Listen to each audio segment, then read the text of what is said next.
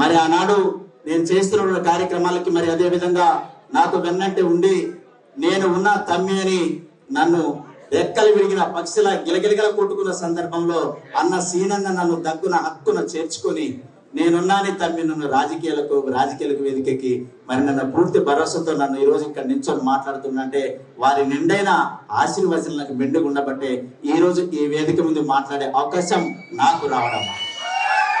అదేవిధంగా ఈరోజు మీరు గెలవడానికి ఏదైతే నాకు అన్ని రకాలుగా సహాయపడ్డారో అదే విధంగా మీరు గెలవడానికి కూడా వెనక వెన్ను తట్టి లేపినటువంటి వ్యక్తి అన్న సీనన్న. కాబట్టి వారు చేసిన అవిరల కృషి ఎప్పుడు చూసినా మీలో ఒక చిరునవ్వు ఉంటది. మీరు నవ్వుతున్న నవ్వు ఎంత బాధ అయినా మీ దగ్గరకు వచ్చిన తర్వాత ఆ బాధని మర్చిపోతాం.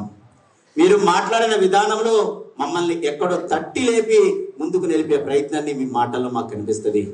మీరు నిండైన మనసుతో ఆశీర్వదించే ఆ యొక్క మంచి ఆలోచన విధానమే ఈరోజు మా నాయకత్వానికి పునాది వేయబోతా ఉంది.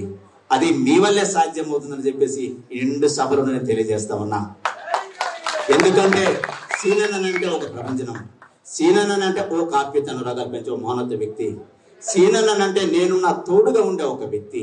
అది ఇందరి మధ్యలో ఎందరెందరికో నిరుపేదలకి అభాగ్యాలని హక్కున చేర్చుకొని నేనున్న చిన్న బిడ్డ హక్కును చేర్చే నాయకత్వం మీలో కూడా చాలా మంది కనబడుతుందని చెప్పేసి వారి ఆలోచన విధానం అంతా కూడా ప్రజా సంక్షేమం, ప్రజల కొరకు పనిచేసే నాయకులు ఉండాలని వారి తపన తప్ప ఎక్కడో రాగ విద్వేషాలకు వెళ్ళి ఉన్న పార్టీ పట్టమైన విభిన్న శక్తులతో విచ్ఛిన్నం చేయకూడదని వారి ఆలోచన.